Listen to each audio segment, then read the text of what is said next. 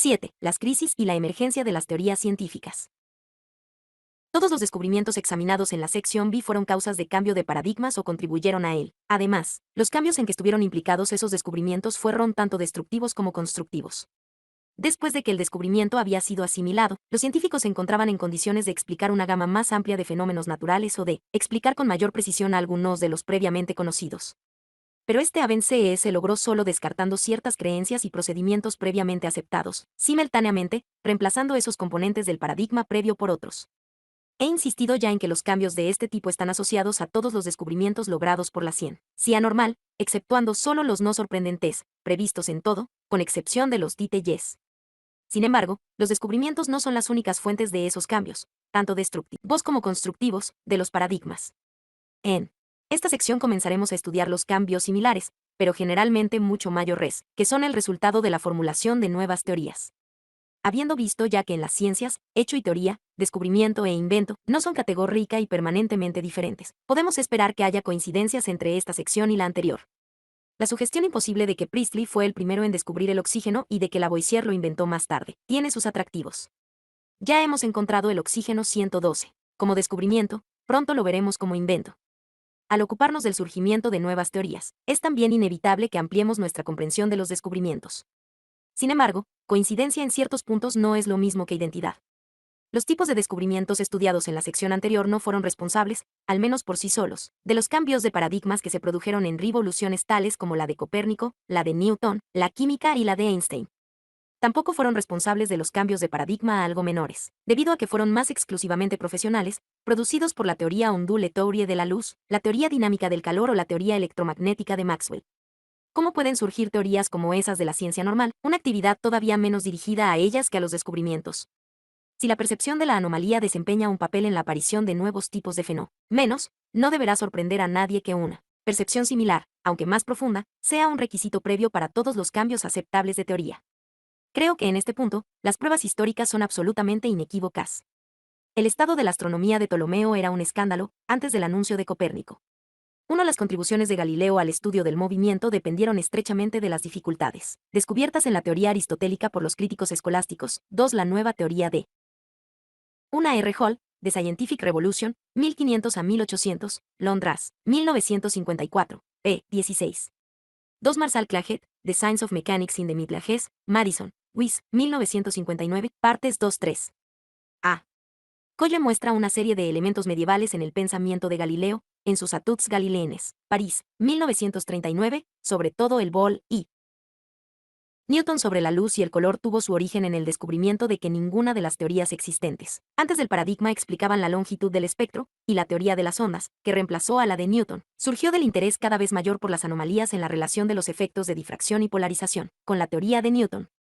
3. La termodinámica nació de la colisión de dos teorías físicas existentes en el siglo XIX, y la mecánica cuántica, de una diversidad de dificultades que rodeaban a la radiación de un cuerpo negro, a calores específicos y al efecto fotoeléctrico. 4. Además, en todos esos casos con excepción del de Newton, la percepción de la anomalía había durado tanto y había penetrado tan profundamente, que sería apropiado describir los campos afectados por ella como en estado de crisis creciente. Debido a que exige la destrucción de paradigmas en gran escala y cambios importantes en los problemas y las técnicas de la ciencia normal, el surgimiento de nuevas teorías es precedido generalmente por un periodo de inseguridad profesional profunda. Como podría esperarse, esta inseguridad es generada por el fracaso persistente de los enigmas de la ciencia normal para dar los resultados apetecidos. El fracaso de las reglas existentes es el 3. Sobre Newton, Des, Newton's Optical Papers, en Isaac Newton's Papers and Letters in Natural Philosophy, D.T. S. Kuhn, Eddie B. Cohen, Cambridge, Mass., 1958, pp. 27 a 45. Para el preludio de la teoría de las ondas, véase, A History of the Series of Ether and Electricity, D.E.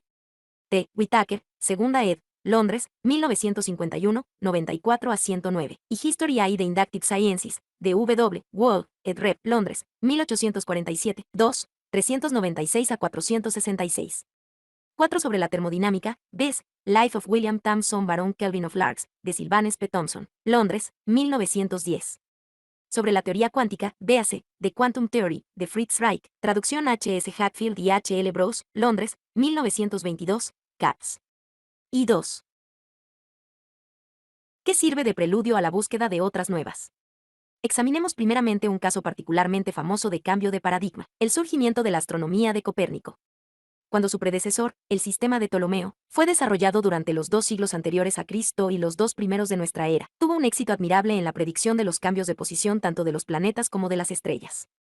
Ningún otro sistema antiguo había dado tan buenos resultados. Con respecto a las estrellas, la astronomía de Ptolomeo es utilizada todavía en la actualidad, con bastante amplitud, como manual de aproximación de ingeniería. Con respecto a los planetas, las predicciones de Ptolomeo eran tan buenas como las de Copérnico. Pero para una teoría científica, el tener un éxito admirable no es lo mismo que tener un éxito completo. Con respecto tanto a la posición planetaria como a la precesión de los equinoccios, las predicciones hechas con el sistema de Ptolomeo-Nan se conformaron por completo a las mejores observaciones disponibles. La posterior reducción de esas pequeñas discrepancias constituyó, para un gran número de los sucesores de Ptolomeo, muchos de los principales problemas de la investigación astronómica normal, del mismo modo como un intento similar para hacer coincidir la observación del cielo con la teoría de Newton, proporcionó en el siglo XVIII problemas de investigación normal a los sucesores de Newton. Durante cierto tiempo, los astrónomos tenían todas las razones para suponer que esos intentos tendrían tanto éxito como los que habían conducido al sistema de Ptolomeo. Cuando se presentaba una discrepancia, los astrónomos siempre eran capaces de eliminarla, mediante algún ajuste particular del sistema de Ptolomeo de los círculos compuestos.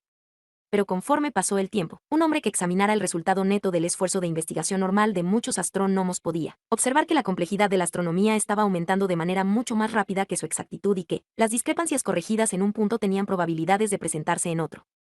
6. Debido a que la tradición astronómica fue interrumpida repetidamente desde el exterior y a que, en ausencia de la imprenta, la comunicación entre los astrónomos era limitada, esas dificultades solo lentamente fueron reconocidas. Pero se produjo la percepción. Durante el siglo XIII, Alfonso X pudo proclamar que si Dios lo hubiera consultado al crear el universo, hubiera recibido un buen consejo.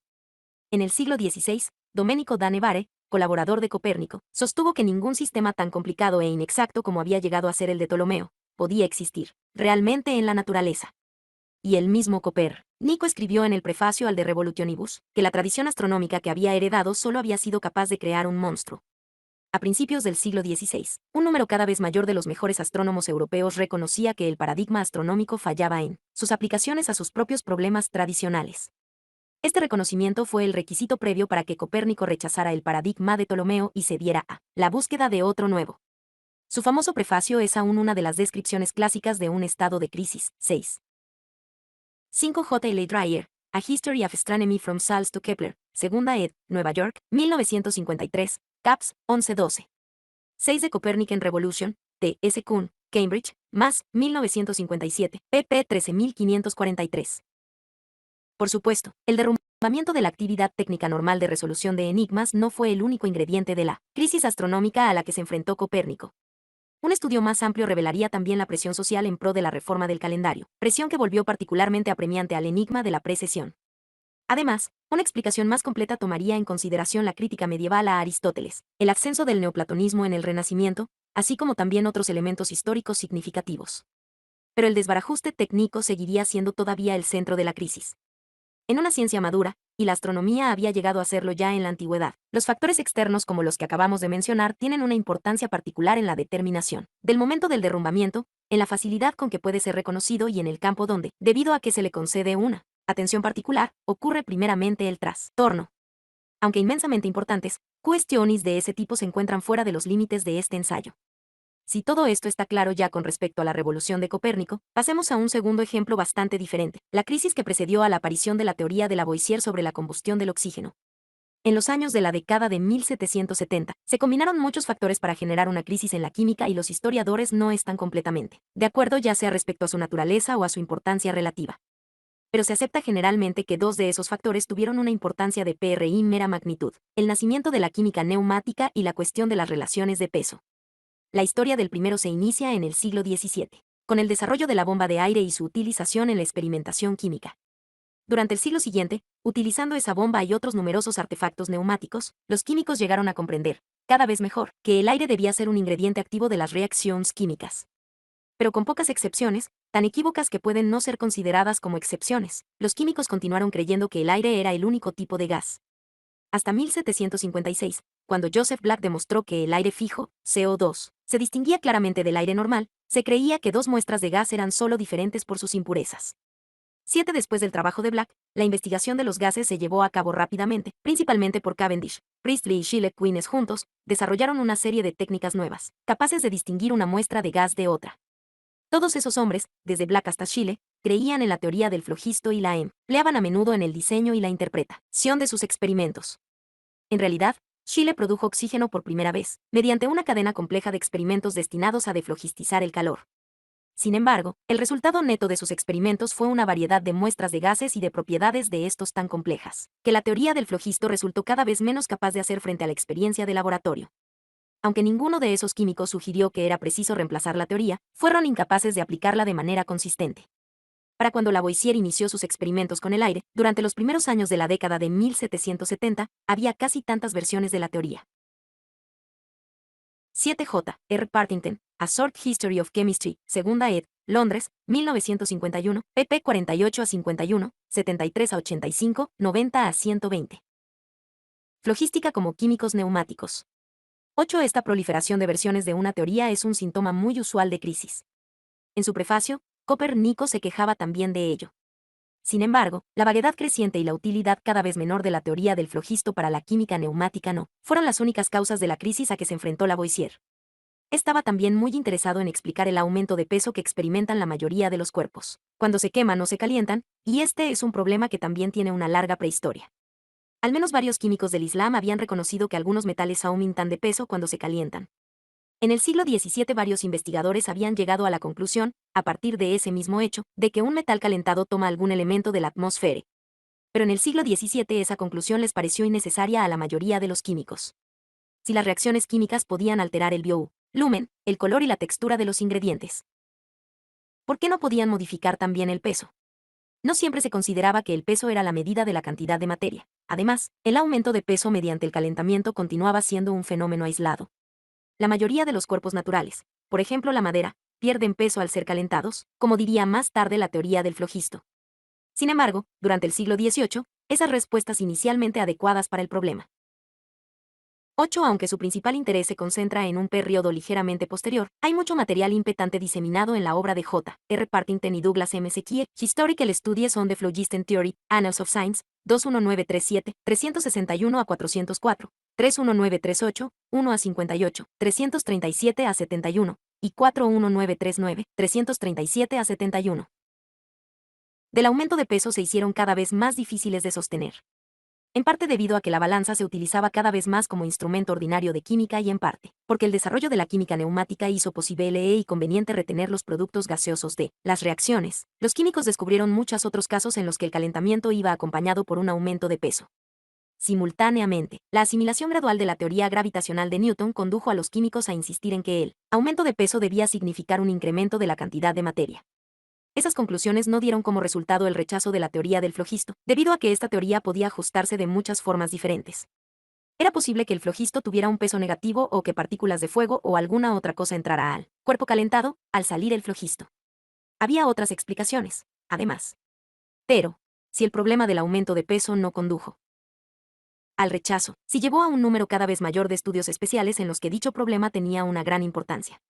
Uno de ellos, sobre el flogisto considerado como una sustancia con peso, y analizado, en términos de los cambios de peso que produce en los cuerpos con los que se une, fue leído ante la Academia Francesa en 1772, el año que concluyó con la entrega que hizo Lavoisier de su famosa nota sellada a la Secretaría de la Academia Francesa. Antes de que se escribiera esa nota, un problema que había estado al borde de la percepción consciente de los químicos durante muchos años, se había convertido en un enigma extraordinario y no resuelto. 9 se estaban formulando muchas versiones 9H Gerlach, Lavoisier, de Crucial Year, ICQ, N.I. 1961. Todo el libro documenta la evolución y el primer diferentes de la teoría del flogisto para responder a él.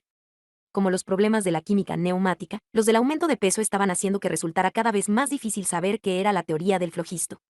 Aunque todavía era creído y aceptado como instrumento de trabajo, un paradigma de la química del siglo XVIII estaba perdiendo gradualmente su estatus único.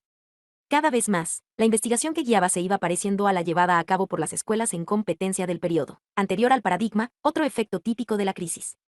Examinemos ahora, como tercer y último ejemplo, la crisis de la física a fines del siglo XIX, que preparó el camino para el surgimiento de la teoría de la relatividad.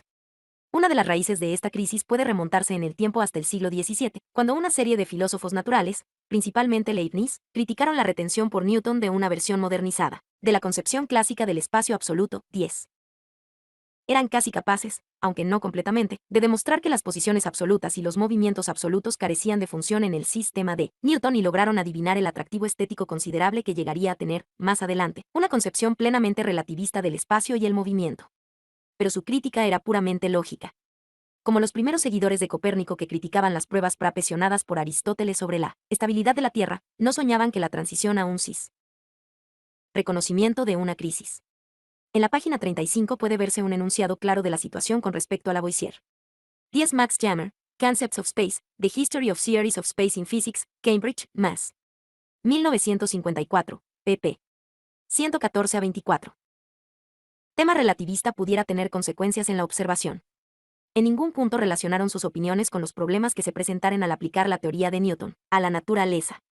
Como resultado, sus opiniones murieron al mismo tiempo que ellos, durante las primeras décadas del siglo XVIII, resucitando solo en las últimas décadas del XIX, cuando tenían una relación muy diferente con la práctica de la física.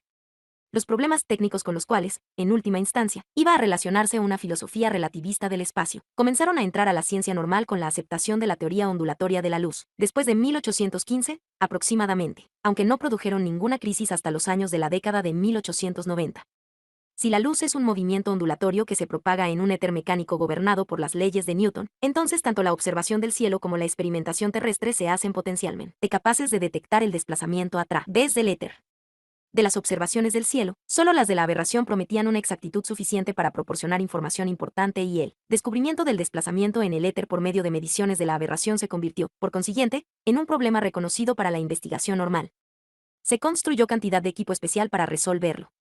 Sin embargo, ese equipo no detectaba ningún desplazamiento observable, y así, el problema fue transferido de los experimentadores y los observadores a los teóricos. Durante las décadas de la mitad del siglo, Fresnel, Stokes y otros inventaron numerosas articulaciones de la teoría del éter destinadas a explicar el fracaso, para observar el desplazamiento.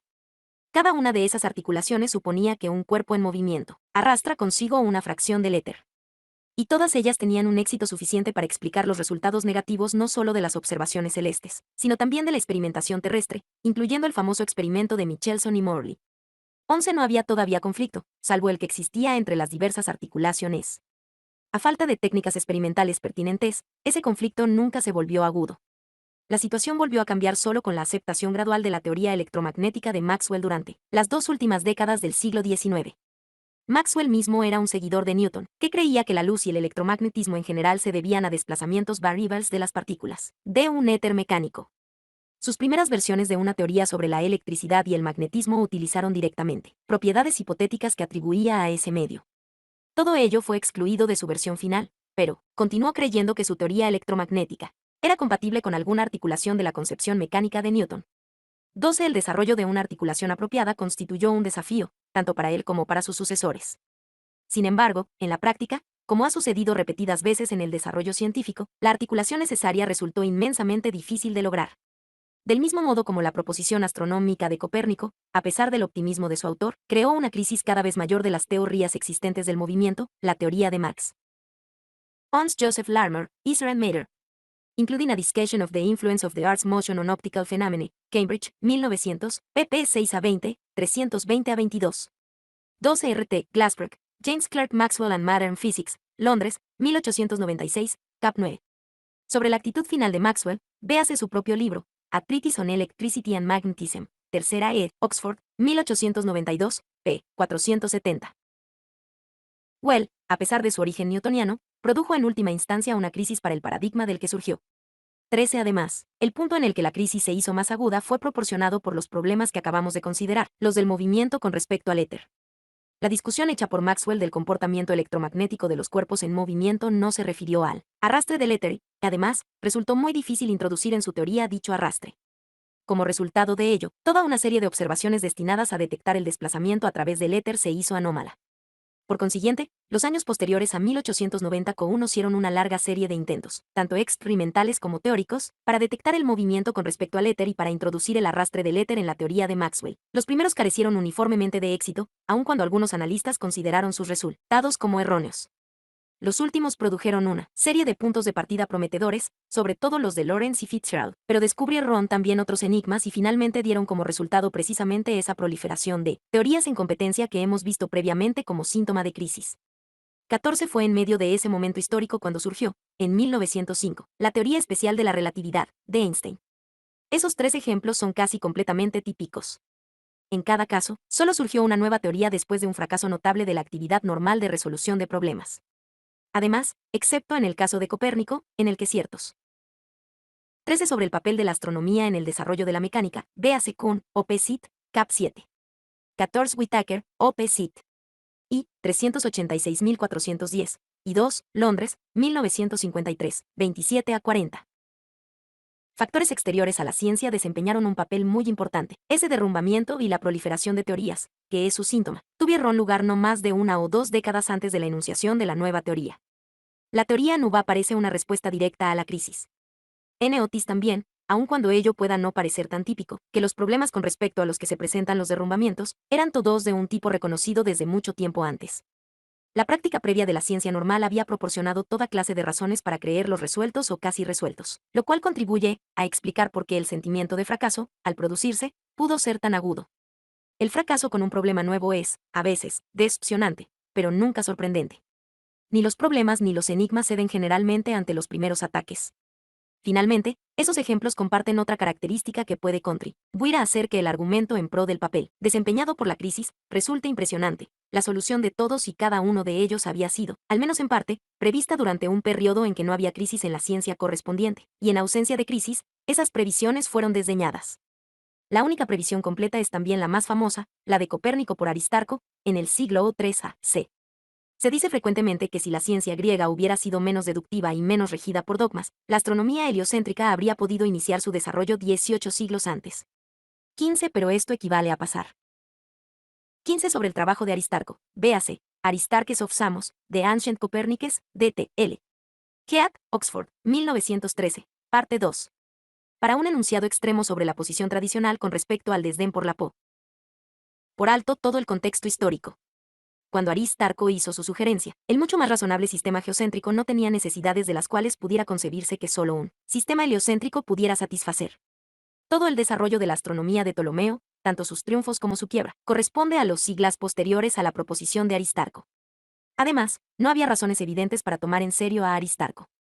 Ni siquiera la proposición más completa de Copérnico era más simple o más exacta que el sistema de Ptolomeo. Las pruebas de la observación disponibles, como veremos más claramente a continuación, no proporcionaban una base para la elección entre los dos sistemas. En esas circunstancias, uno de los factores que condujeron a los astrónomos hacia Copérnico, factor que no podía haberlos llevado a Aristarco, fue la crisis reconocida que, en primer lugar, fue responsable de la innovación. La astronomía de Ptolomeo no había logrado resolver sus problemas, y había llegado el momento de que surgiera un competidor. Nuestros otros 2 ejemplos no proporcionan previsiones tan completas. Pero, seguramente, una de las razones por las que las teorías de la combustión por absorción de la atmósfera, desarrolladas en el siglo XVII por Rey, Fuch y Mayov, no lograron hacerse escuchar suficientemente, fue que no entraron en contacto con ningún punto en conflicto en la práctica de la ciencia normal.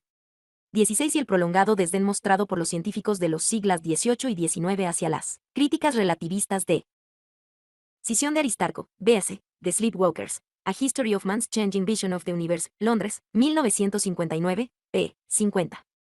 16 Partington, Op. Cit., pp. 78-85. Newton debe haber tenido como causa principal una similar falta de confrontación. Los filósofos de la ciencia han demostrado repetidamente que siempre se puede tomar base más que en una construcción teórica sobre una colección de datos determinada. La historia de la ciencia indica que, sobre todo en las primeras etapas de desarrollo de un nuevo paradigma, ni siquiera es muy difícil inventar esas alternativas. Pero es raro que los científicos se dediquen a tal invención de alternativas, excepto durante la etapa anterior al paradigma del desarrollo de su ciencia y en ocasiones muy especiales de su evolución subsiguiente. En tanto los instrumentos que proporciona un paradigma continúan mostrándose capaces de resolver los problemas que define, la ciencia tiene un movimiento más rápido y una penetración más profunda por medio del empleo confiado de esos instrumentos. La razón es clara. Lo mismo en la manufactura que en la ciencia, el volver a diseñar herramientas es una extravagancia reservada para las ocasiones en que sea absolutamente necesario hacerlo. El significado de las crisis es la indicación que proporcionan de que ha llegado la ocasión para rediseñar las herramientas.